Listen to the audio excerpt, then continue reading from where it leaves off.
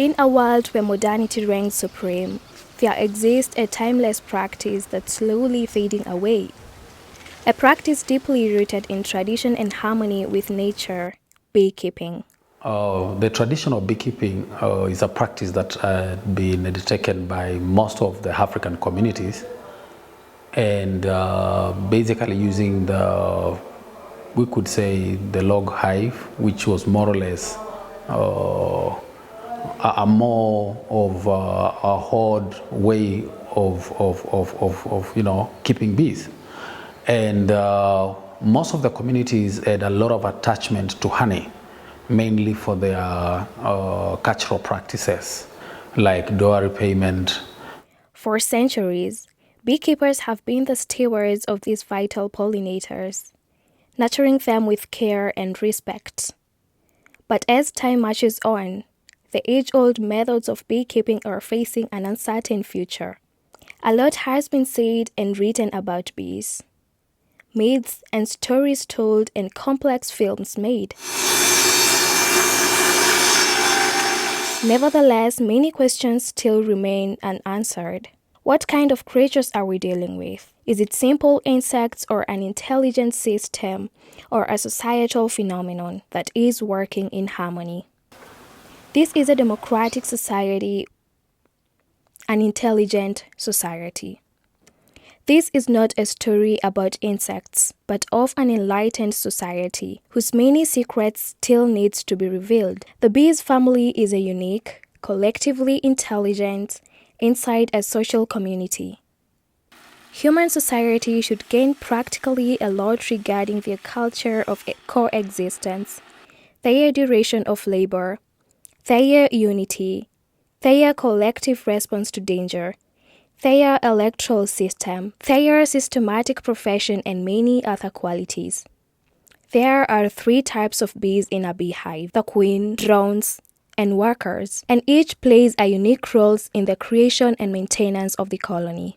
The modern methods of honey extraction is a quick and fast one that involves the use of a centrifugal machine or extractor that spins the frames of combs to separate the honey from the wax. When the honey is ready, you use the uncapping fork to open the lid, because at that time they have already fixed the lid with a super box using the propolis, and then you use the same to disengage the frames.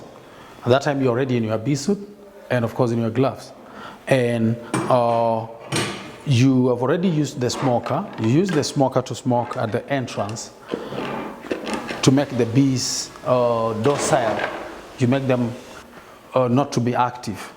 And then you pick the frame, and then at that point, the frame is full of the honey and the comb. If there's any bee that is still hanging around, you now use the bee brush to brush it off. And when you have brushed off the bee, you now pick the frame and get what we call the uncapping fork. The uncapping fork is used to remove the seal. Because at that point, the frame is already sealed. When the honey is ripe, they will have already sealed the frame. So when you have already removed the seal, at that point now you can put the frame inside the honey extractor, and the honey extractor will be now you now rotate the frame. You now rotate the frame at a very high speed to get the honey out and retain the frame inside the comb. The beautiful thing about it is that the honey now will flow out. Then you open the gate valve and have the honey go through what we call the double sieve. This is a double sieve to go through, so that by the time it gets into the bucket, the settling, or rather the bucket, at that point is already very refined, very pure, without any impurity. And then you get back again your frame with its comb, and you return it back into the hive. Bees and human beings appear structurally similar upon the first look. because both learn their abilities through experience and works passed down through family members. But there exist several variances. The modern hive, you can now use it now to harvest pollen. Like I showed the pollen collector.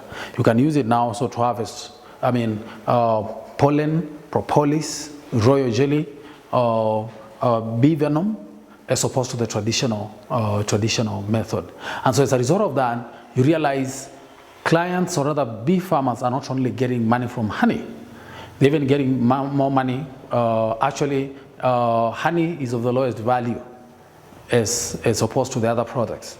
You get even more than 10 times from bee pollen, or you would have gotten from honey.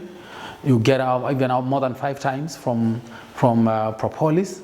You even get more than 100 times from royal jelly, and even from 1,000, even from more than 10,000 times from bee venom.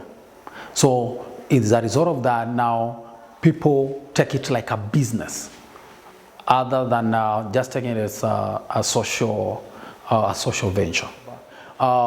Savannah honey, we have apiarists, we have technical people who now would even deliver the hives to your farm. They would install the hives, and once every month they will be able now to visit the hives and even do the harvesting and bank you. Savannah honey buys you the products and then banks you the money. And so as a result of that, even when you are too busy at your work, your land that is idle at home still makes money for you.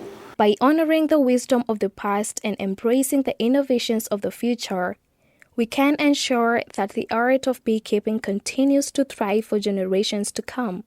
For in the gentle hum of a beehive lies not just a source of honey, but a reminder of our interconnectedness with the natural world. May we always cherish and protect the traditions that sustain us, for they are the threads that bind us to our roots and guide us towards a more harmonious future.